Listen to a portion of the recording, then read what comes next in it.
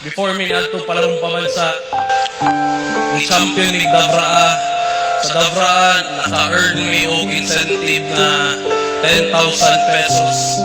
Ay balaan ko na ako na katong 10,000 pesos na to. Yatag niya siyang family. Di para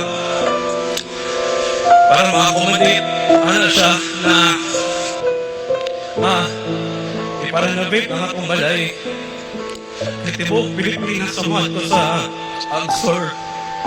Nagag mga parents, mga parente sa mga gikan dere sa Trinidad Davao, dili makabok og hotel. At least natay gamay ma-accommodate sila. Which is nadayon jud naka-accommodate jud sila og pila ka parents na napastay nila sa mua sa ilaha. So ato siya kabutan. So karon gusto na ko i-discuss sa inyo tanan ang mga remaining days na nakauban ako si Bobet. June 4 niadto mi sa Manila. Na timingan kay nakoy event sa Manila pagka June 5 niya. Ambot pagbuot siguro sa Ginoo na June 4 wala gituyo.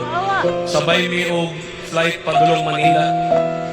Isundo na mo siya ni Player Spotted sa dorm nila Cap Mark. Kauban iyang mama. So before ato padulong namig airport. Gastorya mi.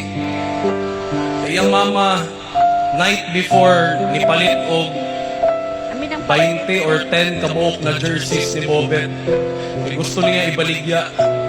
So, niingon si Bobet na ayaw kabalaka howdon ako dito sa Manila. Kaya kung howdon ako dito sa Manila, mas daghang jerseys ipalit sa inyo. Napami sa sakyanan, dagan na kayo siya pangarap na ginaingon. Dagan na kayo siya gusto niya na may tabo na ginaingon sa mua. Ginaingon po niya sa mua na howdon niya sa Ateneo de Manila. Kaya para makademand siya sa Ateneo de Manila na mapaskwela niya iyang mga igsuon.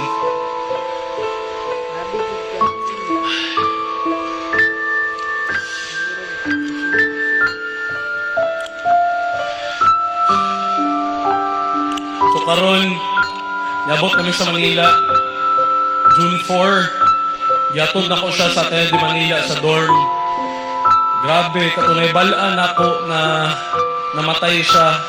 Naka-feel ko guilt kay ako ang yatod siya sa Ateneo de Manila.